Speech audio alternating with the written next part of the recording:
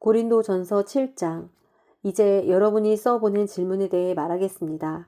남자가 여자를 성적으로 가까이 하지 않는 것은 좋습니다. 그러나 음행에 빠지게 하는 유혹이 있기 때문에 남자마다 자기 아내를 두고 여자마다 자기 남편을 두십시오. 남편은 아내에게 남편으로서의 의무를 다하고 아내도 남편에게 그렇게 하십시오. 아내는 자기 몸을 자기 마음대로 하지 못하고 오직 남편에게 맡겨야 합니다. 이와 같이 남편도 자기 몸을 자기 마음대로 하지 못하고 오직 아내에게 맡겨야 합니다. 부부간에 서로 멀리하지 마십시오. 단 기도에 전념하기 위해 얼마 동안 떨어져 있기로 합의한 경우는 예외입니다. 그러나 그 후에는 다시 합하십시오. 이는 여러분이 절제하지 못하는 틈을 타서 사탄이 여러분을 유혹할까 염려되기 때문입니다. 지금 내가 하는 이 말은 권면이지 명령은 아닙니다. 내가 바라기는 모든 사람이 나와 같았으면 좋겠습니다. 그러나 사람마다 하나님께 받은 은사가 달라 이런 사람도 있고 저런 사람도 있습니다. 내가 결혼하지 않은 사람들과 과부들에게는 나처럼 그냥 혼자 지내는 것이 좋겠다고 말하고 싶습니다. 그러나 만일 절제할 수 없다면 결혼하십시오. 정욕으로 불타는 것보다 결혼하는 것이 낫습니다. 결혼한 사람들에게 명령합니다. 이것은 내 명령이 아니라 주의 명령입니다. 아내는 남편과 갈라서지 마십시오. 만일 갈라섰거든 재혼하지 말고 혼자 지내든지 그렇지 않으면 남편과 화해하십시오. 남편도 아내를 버리지 마십시오. 내가 나머지 사람들에게 말합니다. 이것은 내 말이지 주의 말씀은 아닙니다. 만일 어떤 형제에게 믿지 않는 아내가 있는데 그녀가 계속 그와 함께 살고 싶어 한다면 그녀를 버리지 마십시오. 또 어떤 자매에게 믿지 않는 남편이 있는데 그가 계속 그녀와 함께 살고 싶어 한다면 그를 버리지 마십시오. 믿지 않는 남편이 그 아내를 통해 거룩해지고 믿지 않는 아내가 그 남편을 통해 거룩해집니다. 그렇지 않다면 여러분의 자녀들도 깨끗하지 못할 것이나 이제 그들은 거룩합니다. 그러나 만일 믿지 않는 사람이 헤어지자고 한다면 그렇게 하게 하십시오. 이런 경우에는 형제나 자매나 얽매일 필요가 없습니다. 하나님께서는 여러분이 평화롭게 살도록 부르셨습니다. 아내여, 당신이 남편을 구원할는지 어떻게 알겠습니까? 남편이여, 당신이 아내를 구원할는지 어떻게 알겠습니까? 오직 주께서 나눠주신 은사대로 또 하나님께서 부르신 대로 살아가십시오.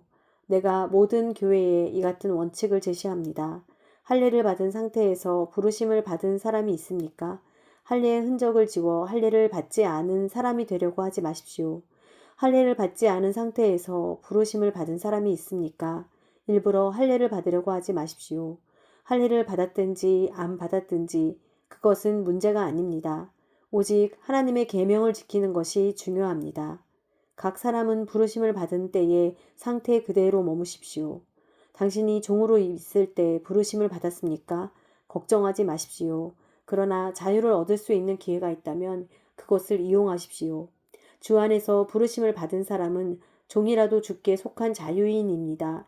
마찬가지로 자유인으로서 부르심을 받은 사람은 그리스도의 종입니다. 여러분은 하나님께서 값을 치르고 사신 사람들입니다. 그러니 사람이 종이 되지 마십시오.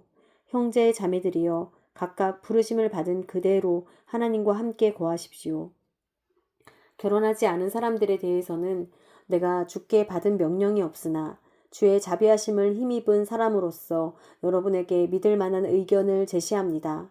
나는 곧 닥쳐올 환란을 생각한다면 사람이 그냥 지내는 것이 좋다고 봅니다.